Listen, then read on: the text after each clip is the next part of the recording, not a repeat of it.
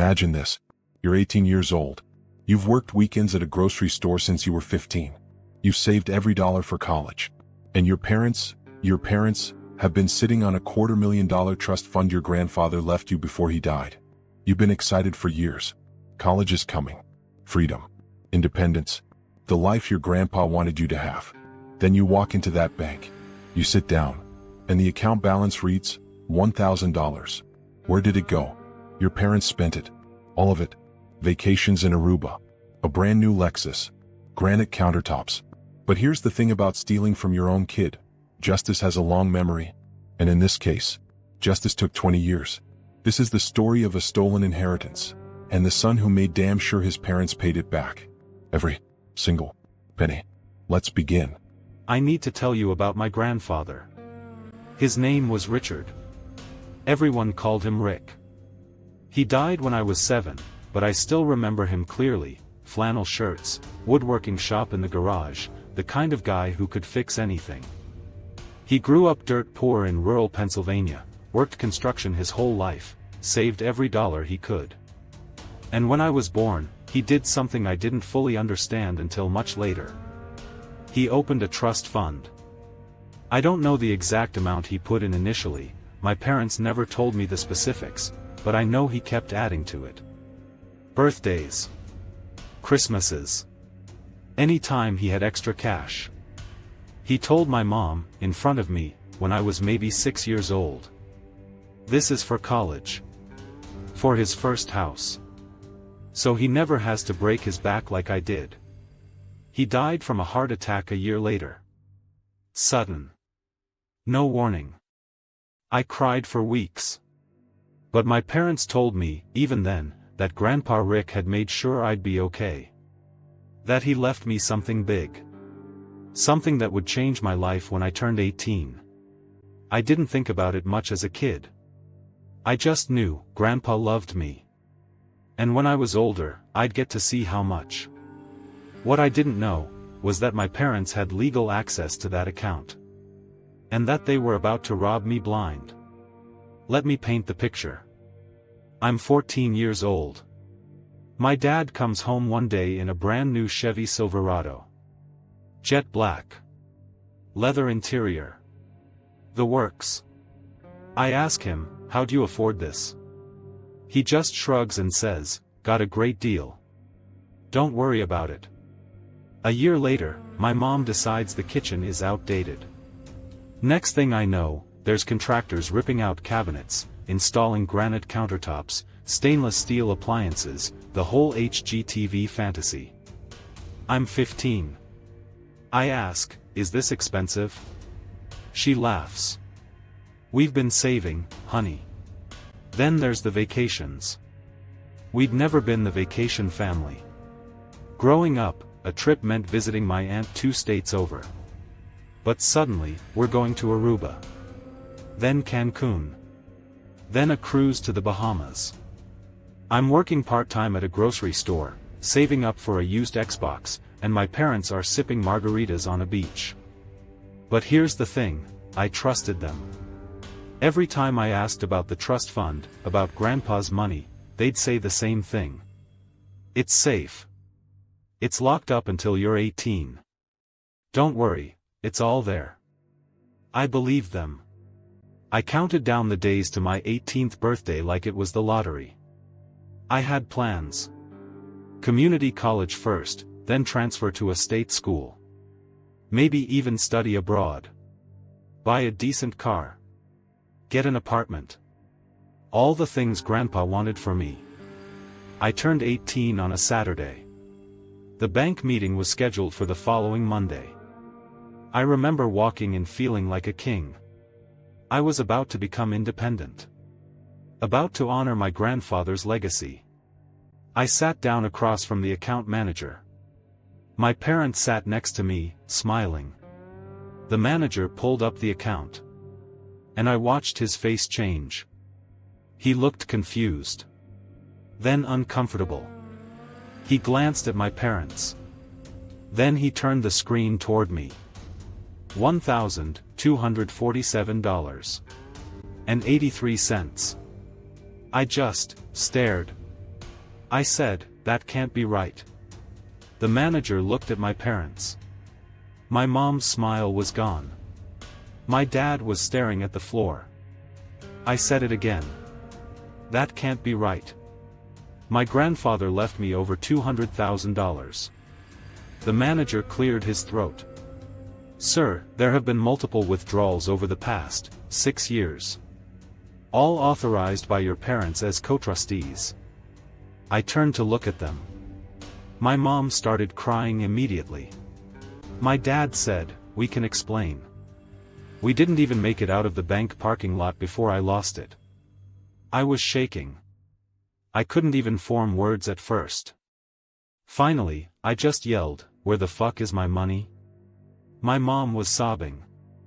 My dad was doing that thing where he tries to sound calm and reasonable, which only made me more angry.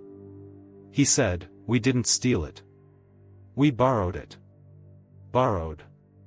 Like I was a credit union. We got home and I demanded an explanation. A real one. My dad finally broke it down. The truck? $42,000. The kitchen?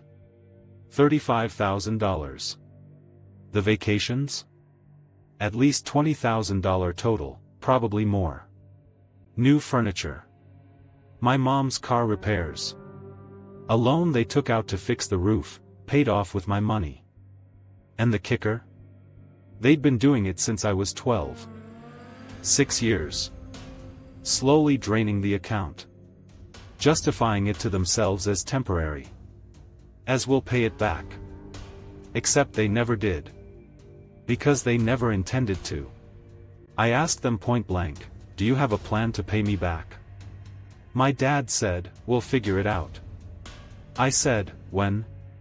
He said, "We just need time." I said, "How much time?" He didn't answer. That's when I knew. They were never going to pay me back. They were hoping I'd just let it go. Forgive them. Move on.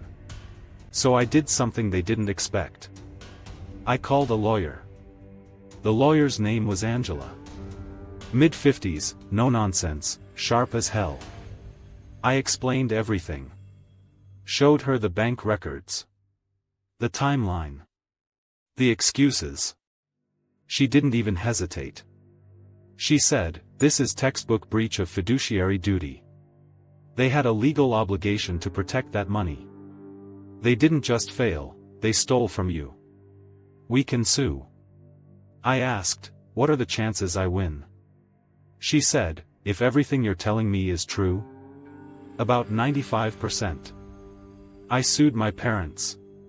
And the fallout was immediate. My mom called me crying, begging me to drop it. My dad sent me a long email about family loyalty and forgiveness. My aunt, my mom's sister, called me selfish. My uncle said I was tearing the family apart. I blocked most of them. Because here's the thing, they weren't mad that my parents stole from me. They were mad that I had the audacity to fight back. The case took 8 months. My lawyer brought in a forensic accountant. We traced every dollar. Aruba, $8,400. Cancun, $6,700. The Silverado, $42,000. The kitchen, $35,000. It added up to $276,000. The original trust plus interest. My parents' lawyer tried to argue that it was a family loan and that I was being ungrateful. The judge didn't buy it. She ruled in my favor. Full restitution. Plus interest. Plus my legal fees. Total, $340,000. And here's the part that made it real. The judge ordered wage garnishment. 25% of both my parents' paychecks. Automatically deducted. Every month. For the next 20 years.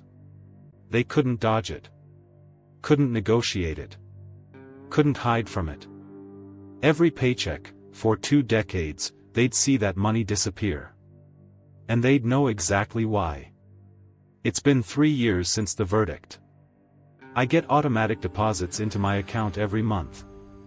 It's not much at first, maybe $1,200 a month total from both of them, but it adds up. I'm in college now. State school. I'm paying for it with the money that's come in so far, plus some loans. It's not the dream Grandpa had, but it's something. And every month, my mom calls. She leaves voicemails. Please. We're struggling. We can't afford groceries. Your father's embarrassed at work. Can't you just forgive us? I don't answer. Because here's what she doesn't say. They still own the house with the granite countertops. My dad still drives the Silverado. They're not struggling. They just can't live the lifestyle they stole from me anymore. A few months ago, my dad sent me a letter. Handwritten. 6 pages. He apologized. Said he was ashamed. Said he didn't know how it got so bad. Said he hoped one day I'd forgive him. And then, at the end, he asked me to talk to my lawyer about reducing the garnishment. I burned the letter. Not out of hatred. But because I realized something. They're not sorry they stole from me. They're sorry they got caught. My grandfather worked his entire life to give me a future. And my parents spent it on granite countertops. So no. I'm not reducing anything. I'm not forgiving them. And I'm not letting this go. Because Grandpa Rick didn't sacrifice for them. He sacrificed for me. And I'm going to make damn sure his money goes where he wanted it to. Even if it takes 20 years. Betrayal is a strange thing. When a stranger steals from you, it's a crime. But when your parents steal from you, that's a different kind of wound. This young man didn't just lose money. He lost his childhood illusions, his trust, his family. But he gained something else. Justice. Not the kind that makes you feel warm inside. Not the kind that heals relationships. The kind that says, you wronged me, and you will pay for it. Literally. His grandfather wanted him to have a future. And in the end, despite everything, he got it. Some debts can't be forgiven. Some debts can only be collected. 20 years at a time.